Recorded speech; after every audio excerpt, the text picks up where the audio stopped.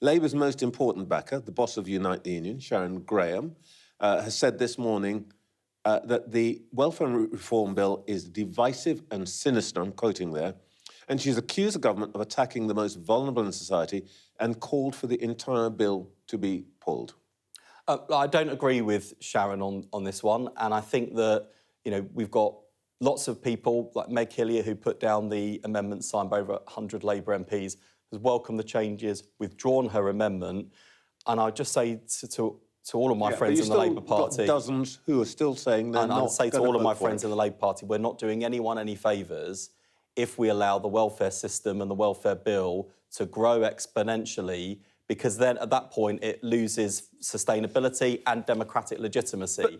And I want a welfare state that provides a genuine safety net and a springboard back to work. The reason that this is more important than the technicalities of precisely what's in the bill is that for that 102 days, we heard nothing from government ministers other than, this bill is good, you'll come round to it. The Prime Minister, this last week, dismissed backbenchers' concerns as noises off. Noises off. Was that wise? Well, as the Prime Minister, I think, said himself the other day, we'd rather have got to this position early than we did. But we're in a much better place now. And I can tell you throughout the week, there's been heavy engagement with Labour MPs. I spent a lot of time this week talking to colleagues who've acted in good faith, have set out genuine, heartfelt concerns, and we're in a better place as a result. That's actually how parliamentary democracy is supposed to work. Government brings forward proposals, and Parliament scrutinises and says sometimes, and sometimes they have to say it firmly, you haven't got this right. You have to go back to the drawing board. You have to make changes. And that that's really what isn't we've done. what's happened here, but let's just come back to the heart. Well, it is, because I was there.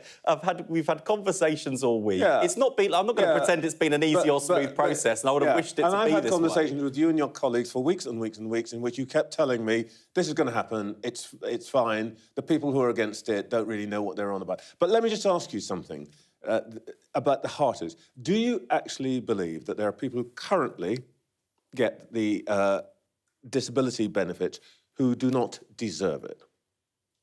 Well, all the people who currently get it are protected. They go through. No, that's a different question. I'm asking you. Do you believe that there are people who get it who do not deserve it? Well, everyone who gets it is protected, and everyone who gets it is subject to an assessment that assesses their need. Whether we're drawing the line in the right place is up for debate. That's always the debate on these things. It's always about where you draw the line. And there are concerns about the sustainability of the system.